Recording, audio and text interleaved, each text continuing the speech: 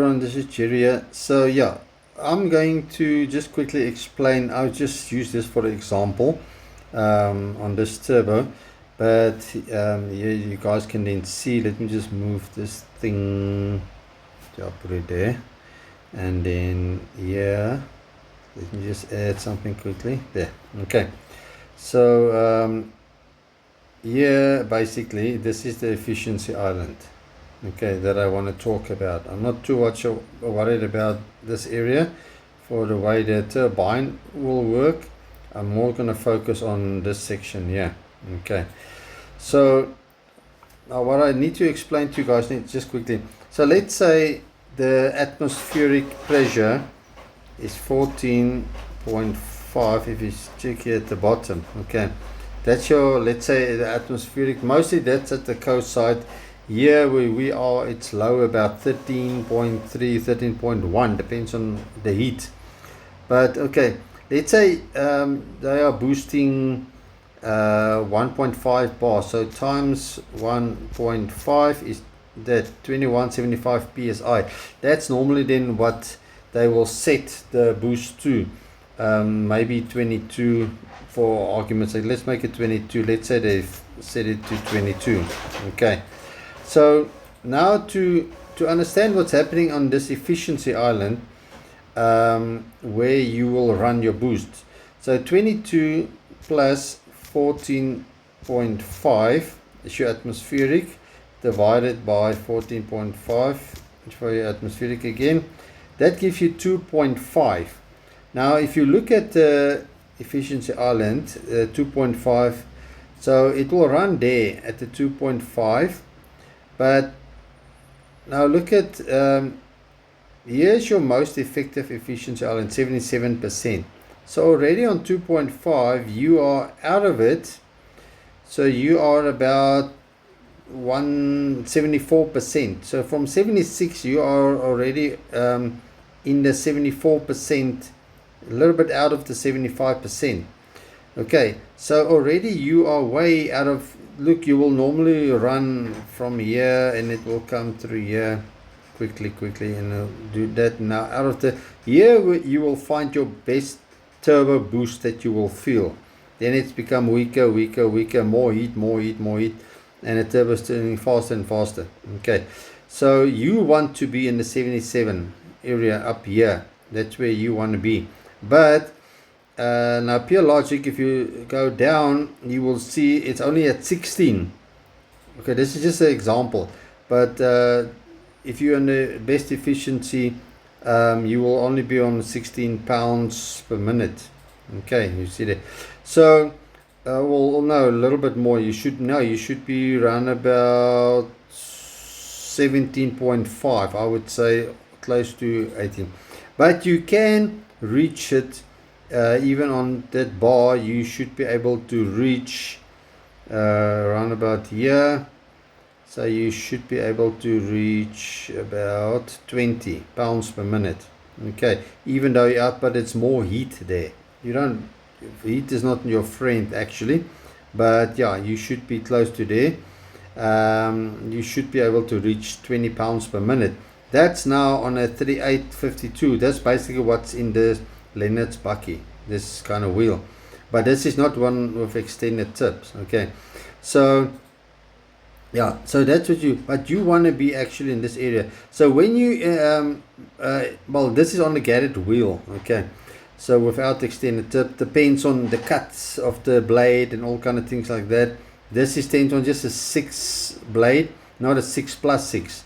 So it's like a normal standard blade. That's why it's not so wow. Okay, so but anyway, so what you definitely want to do is, if I say you don't want to push a boost up to, that's already on 2.5 bar, and look at where you are. You're way out of your efficiency. The only thing that's going to happen now, you're gonna, if you push up your boost. So let's go down to the calculator again, and then let's say you want to. Let's say you want to go 1.7 bar. So 14.5 times 1.7 is 2465. Okay, plus 14.5 divided by 14.5, 2.7. So that's very high, because now look at 2.7. Here's 2.5. So 2.7 is going to be around about here, I would say. Okay, that should be about 2.8, maybe. Let's say maybe let's say that's 2.7. You see how far you're away from that efficiency island, 72%. But you are getting, that is already a lot of heat. So to push up a standard turbo wheel, there's no use in pushing up the boost. It's a waste of time, actually, because you're already almost to the max of the turbo. So you're not really gonna get much air, because now let me show you guys, because now you're on 72. You reach that section there on 2.7. There's the line. Now let's go down and you see where you are. You're still on 20 pounds per minute, but with a lot more heat. Okay. Yeah, look, and depends on what the motor. This is normally what the motor can also help to flow. Okay, especially on the turbine side. But these motors, yeah, they shouldn't go. They shouldn't be able to handle that much flow. But even if you can handle a bit more, but if you're on 2.7 bar boost, you're not gonna go here. Even if you want to go here, look how close you are to the max of the turbo speed. So let's say you reach, if you're lucky, 22 pounds per minute, which is not impossible, but let's say you're lucky, you're able to reach that and your motor can flow that. You are very close to, well, basically breaking the turbo. So by pushing up the boost, it's not really improving things. So that's on this specific turbo. Okay, so it's better to increase this efficiency island, making that bigger, making that 77% way bigger. So when you are on, let's say, 1.5 bar boost, and your efficiency island can be there at the 74, you can have a lot of power and not so much heat. That's exactly what you want. Okay, so but now let me explain to you guys, especially if you're here in Gauteng. So the atmospheric pressure here is 13.3. It's the highest I ever got here. Sometimes it's lower. So let's say 13.3, you want to go, let's say still 1.5 bar boost. So let's say that's 22, it's set for 22. So 22 plus 13.3 divided by 13.3 is 2.6. You see how much harder the turbo needs to work to now to reach that 22 psi. Now you are around about here. So the only thing is when you're at the coast side, you will experience much better power. Still the same flow, airflow, but your turbo needs to work so much harder to get to 22 psi because the air is so much thinner. Okay, so to push up your boost now let's say you want to run 1.7 bar boost up here. So what did I say? It's about 14.5 times 1.7. Yeah, let's say the tuner sets it to 25 psi. Okay, so now 25 plus 13.3 divided by 13.3 is 2.8. Yo, that is like looking for trouble. So 2.8 is very close to that 3. You see how close you are to breaking the turbo. You are so close, and the heat here will be extreme. Okay, so if you want to try and flow more, you're most definitely going to break the turbo. You're not going to gain any more power, nothing at all. Okay, it's a waste of time to push up your boost, to tune the car, push up the boost to 1.7 bar on a standard turbo, but already you are way. This is if your flow chart will look like that. If it's not like that, then yeah, you're actually looking for trouble, because if you go to this one, That's a little bit different turbo.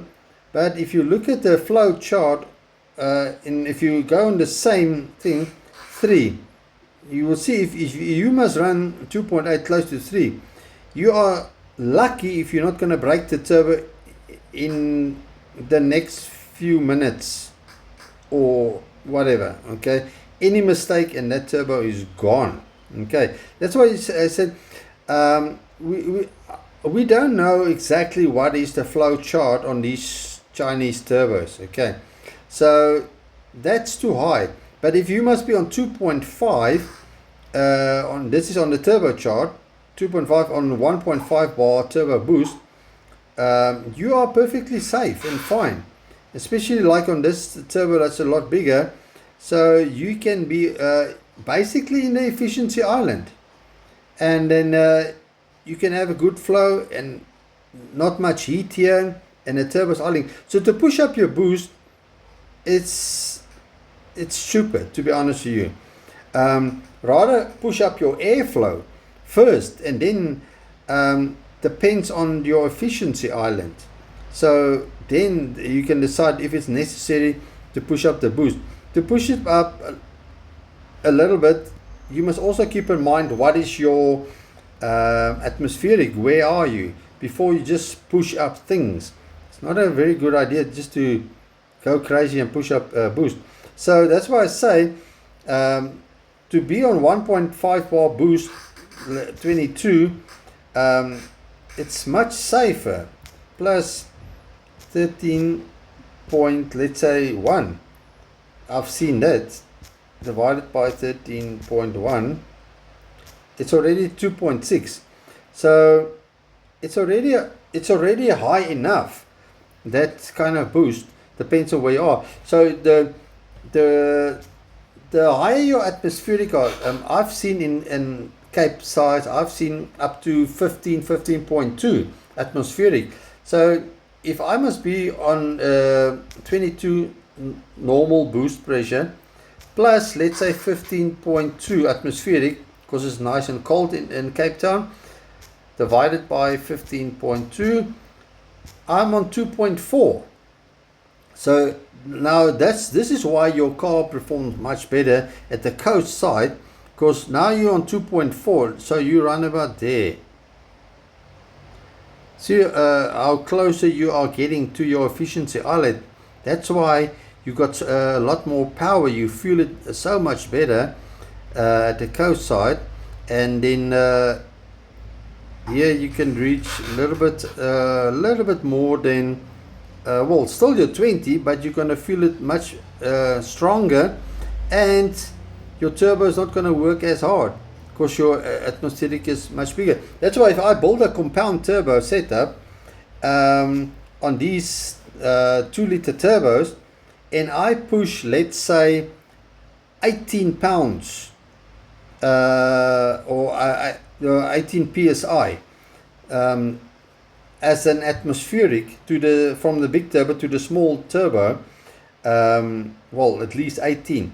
So, and I still want to try and reach 22, or let's set for 22, but I'm going to push 18 atmospheric divided by 18 gives me 2.2. So now I'm on 2.2, so I'm around about here, more or less. That's 2.25. So let's say I'm around here. I'm exactly basically touching, or it'll be in the efficiency island. So I'll have a crap lot of power constantly, non-stop, and there's just no end in it.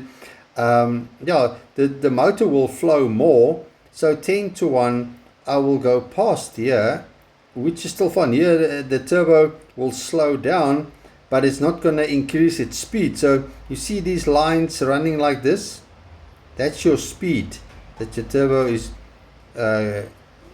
spinning. Okay, so if I'm here, I'm still in that range between there and there, and that speed. Okay, so it's still fine. It's still turning the same speed.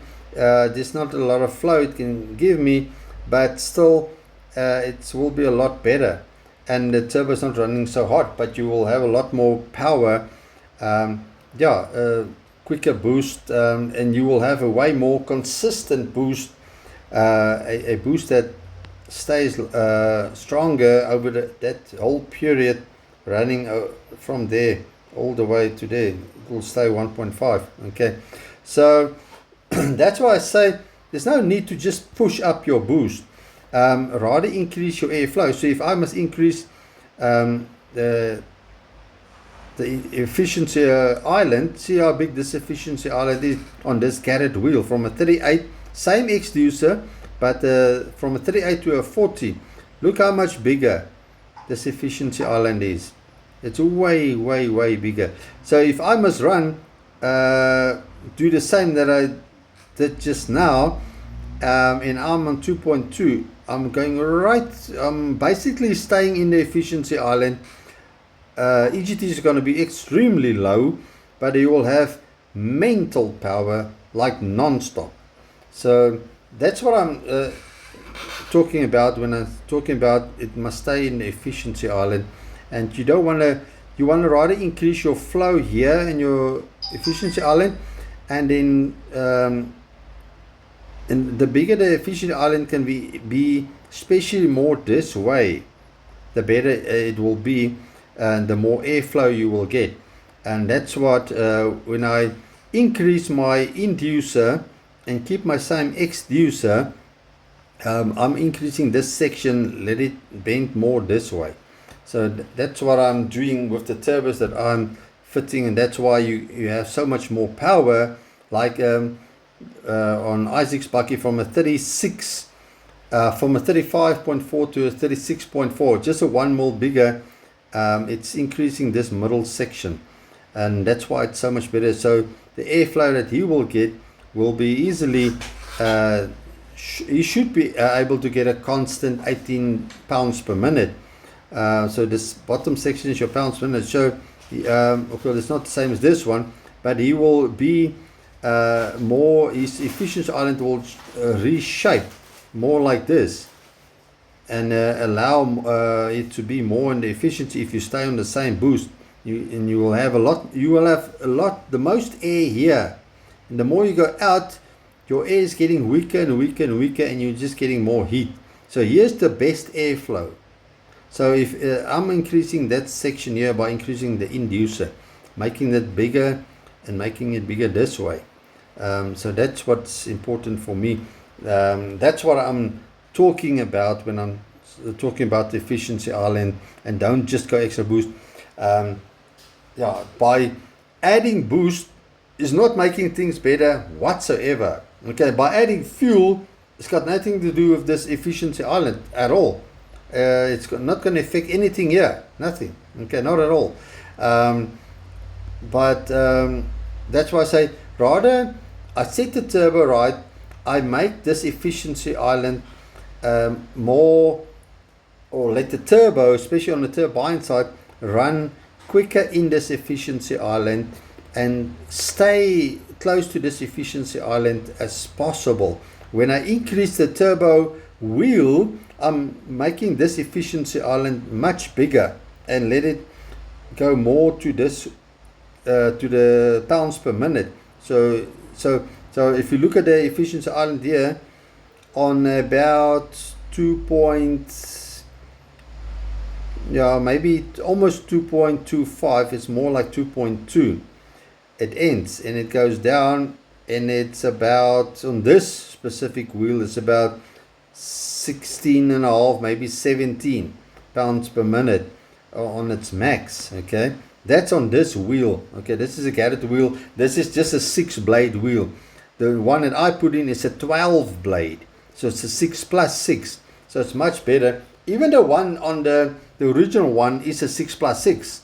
Okay, so it will flow better than this Garrett will flow. But of course, when I set it up, the efficiency island is definitely not here. It's like very close to here about, let me just put the magnifier. It's more to there. I'll get it to 18. So clearly when I'm done, the turbo can flow its max. So this efficiency island clearly comes, this whole section on that wheel is more shifted this way. Okay, Yeah, so it is a better wheel than this Garrett wheel, but I'm just using this as an example, so how good it can be. So yeah, but when I increase the inducer, this whole thing shifts more, becoming bigger and shift more, allowing more pounds per minute flow. And then, like I said, this is your best airflow is in that 77%, and like this one in a 78%. That's where your best, your strongest flow are. Down here it starts weak. This is where your turbo starts boosting. It's weak and then becoming better, and then it like whoop, and you go and go and go and go and go. And if you go past that boost, it's becoming weaker. Or if it flows more like this, let me get this magnifier.